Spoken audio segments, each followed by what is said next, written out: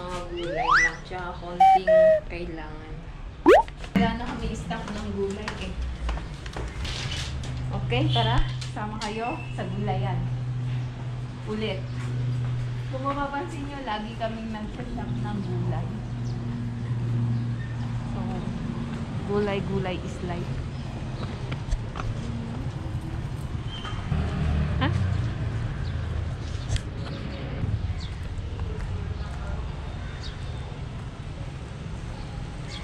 Time check. Anong oras? 9 na ng umaga. Alas 9 ng umaga. Magluluto ako mamaya kasi ng pangbaon ni Champ lunch. So, wala kaming stocks. Kaya punta tayo ng Cho. Tapos dito may may Mama Gar. Restaurant yan. Dito tayo. Shortcut tayo. Mama Gar yan. Restaurant. Tapos ito, ayan, Gurkha Training Center. Yung mga Gurkha British Army.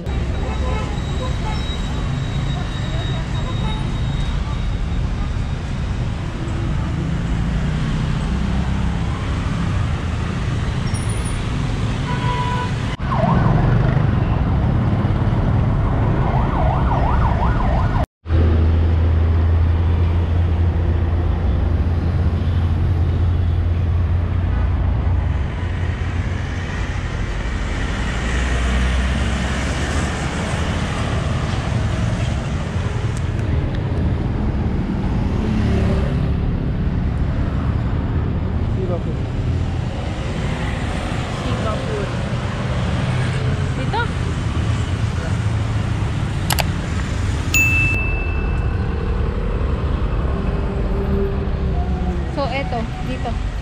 Ito, yung ibaba ng puno.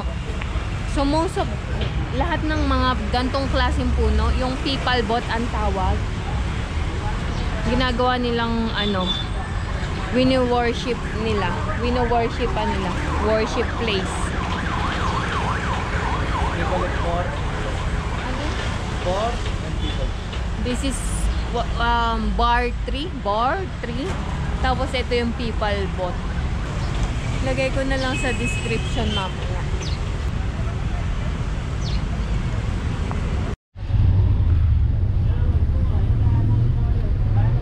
Matapalitan siya dito.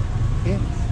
Matapalitan चाहिन्छ यस्तो हातलाई चाहिँ गाडो गाडो हुन्छ नि यो मान धेरै भयो भने 80 लाख गरेर पहिकाइ त गाडी पर्छ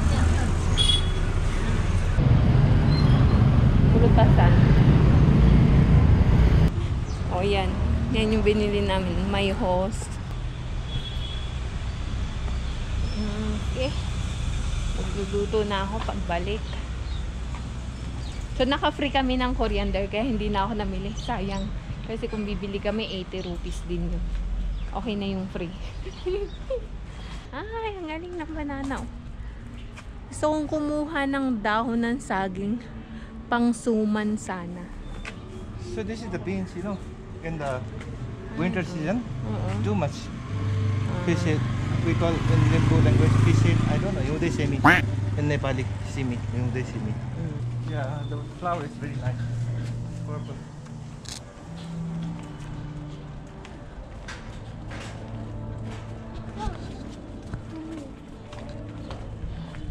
Morning,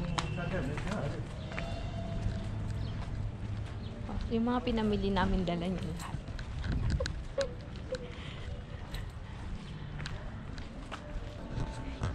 So, itong bahay na to, yung pinakalumang bahay dito sa area na to. Kauna-unahan. Mas matanda pa sa bahay namin, pero ito kasi na-maintain. Yung bahay namin hindi na-maintain eh. Kaya lumang-luma na. Ito yung school ni Champ. Saan ba yung dalawa yan? Ayon, grade 1 to 5. Ito yung 6 to 10. So, dito siya. Other one there, 11, 12. Si Champ kasi may band challenge. Band challenge, no? Yeah.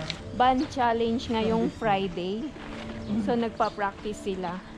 So, nagpaalam siya na mamaya magpa-practice sila sa studio daw kasi sa school allowed lang is 30 minutes. So syempre hindi enough para sa kanila yung 30 minutes na practice lang. Kaya punta sila sa studio. May bayad yun eh, hindi ko sure kung magkano pero nanghingi siya ng 300 dirhams. Contribution naman sila. So hopefully sorry. May contribution sila na 300 rupees. So ngayon dito may naririnig na yung yung mga nagpa-practice na. Hindi ko alam kung ilan sila maglalaban-laban. Kaso hindi pwedeng manood ang parents. Pang lang, pang student lang.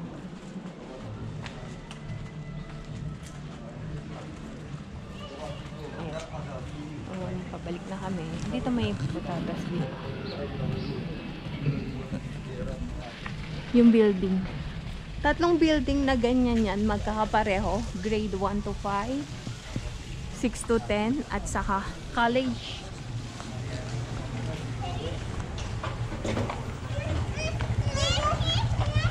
Tapos na. Ha? So, punta kami doon sa shop na yung suki namin, tindahan. Bili kami ng puff rice para sa chat pate. Ano nun? Slipper o? Yeah, those sticks, no? Which one? The shoes? Oo. सिलाउने छ तर घरमा छ Ano? Yung sapatos. Yung gumagawa ng sapatos. Yun. So, yung sapatos niya kasi sira na. So, instead na mamili ng bago, wala kaming budget eh. Tahi niya na lang. So, ito yung napamili namin. Puff rice. Ito yung masarap na puff rice. 2 piraso.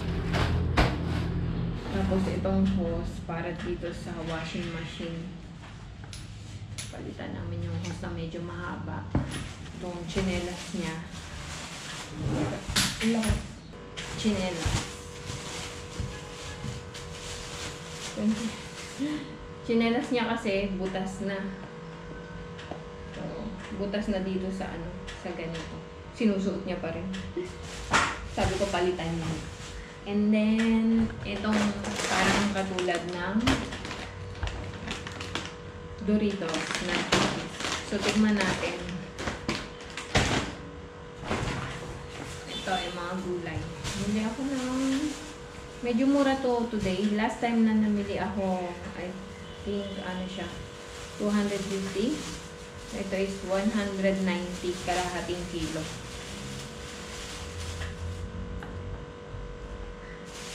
Mushroom. And ano ba? Ito yung libreng coriander. Ilagay ko sa plastic para ma-preserve. So, pagka nasa plastic siya tapos walang hangin, tumatagal. Pero pagka wala sa plastic na tapos may hangin, lanta na agad. And then, ito. Radish, 1 piraso kasi gagawa ako ng salad. And then, itong lemon, kalahating kilo, 190. Medyo mahal siya today. So, ilang piraso? 2, 4, 6, 8, 10, 11 pieces na line. Para to sa chat pati. At saka sa and tapos itong mga gulay. Konting okra lang binili ko. Last time, ang dami hindi naubos, nasira na. So, ayan. Hindi ko sure magkano itong binayaran niya. Okra. Ganito karami lang na okra yung binili ko.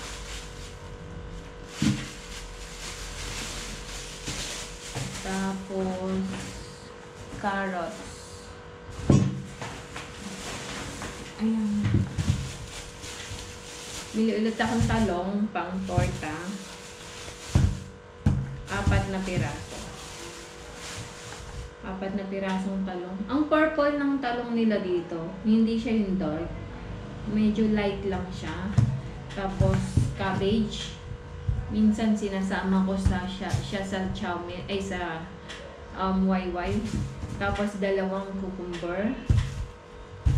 And then 5 carrots. Ito, pang salad siya. Pakita ko sa inyo mamaya. Gagawa ako ng salad. Hindi ako sure kung mamaya. Basta, gagawa ako ng salad. Nepalese style na salad. And then onion. Mga sibuyas. So, mga isang kilo to.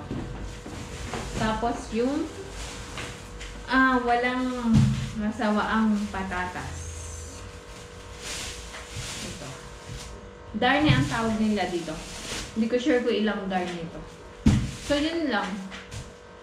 Ito, inabot. Mga 1,000 plus dun sa gulay. Okay. So, magluluto ako ng pambaon ni Cham. Hinahatid kasi namin kay Champ yung pagkain niya, yung lunch. Lulutuin ko, tapos hatid namin para mainit pa. Hindi ko pinapadala sa kanya sa umaga. Maalis kasi siya ng 8:30. Walnut yan. Organic. Galing dun sa farm. Homegrown ba? So, umalis kasi siya ng 8 o'clock ng umaga. Hindi ko pinapadala sa kanya yung baon niya. Since malapit lang naman yung school nila dito sa bahay, binibigay na lang namin before ng lunch break niya. So, hinahatid namin. Okay? Luto na tayo. Tapos nga pala, pinick up namin kanina, di ba yung magagawa ng sapatos? So, ito, pakita ko sa inyo ginagawa ng sapatos.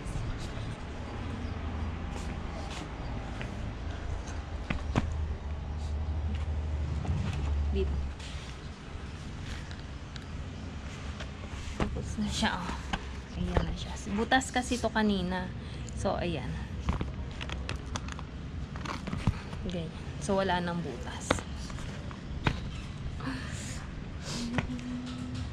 O, ito yung walnut. Papakita ko sa inyo kung paano buksan. Matigas kasi yan, di ba? Ayan, oh. May tanim ang mga biyanan ko. So, ito siya. Sabi nila, walnut daw, pang patalino. Tingnan natin, baka tumalino ako bigla. Okay. I show it already earlier. Really? Oh. Okay. That one, what's the problem? It was all open, no? Ah, really? Yeah. Oh, no, it's closed.